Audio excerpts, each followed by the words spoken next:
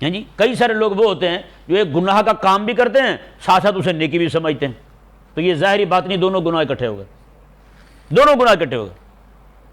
ایک حرام بھی کھا رہا ہے اور ساتھ ساتھ اس حرام کو کھانے کو ثواب بھی سمجھ رہا ہے، دو گناہ ہو گئے۔ حرام کھا رہا ہے لیکن دل میں یہ ملامت ہے، یار یہ حرام کھا رہا ہوں، یہ مجھے نہیں کھانا چاہیے، یہ مجھے نہیں کھانا چاہیے، اس سے بچنا چاہیے مجھے۔ ایسا بندہ جو ہے وہ تو شفاعت سے بھی بخشا جائے گا، لیکن جس بندے کا عمل اور عقیدہ دونوں ایک ہو جائیں، یعنی عمل بھی حرام ہے عقیدہ بھی ویسا ہو جائے، وہ بندہ زندگی کو ہو جاتا ہے، زندگی کو ہو جاتا ہے، مسلمان نہیں رہتا، بندہ کافر ہو جاتا ہے۔ یہ ذہن میں رہے مسئلہ۔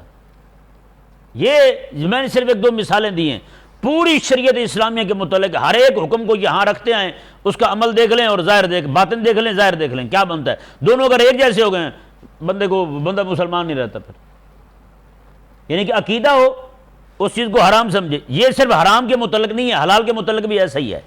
کوئی بندہ مثال کے طور پر وہ کہتا ہے جی اب کوئی بندہ ایسا مریض ہو گیا ہے جس کو میٹھا منع ہو گیا ہے، میٹھا منع ہو گیا ہے، میٹھا نہیں کھانا بھائی، اب وہ عملاً تو چلو نہیں کھا رہا، اسے ڈاکٹر نے کسی عارضے کی وجہ سے منع کر دیا، اب وہ عقیدہ بھی ویسے ہی بنا لے کہ جی میں تو بھائی اسے حرام ہی سمجھتا ہوں۔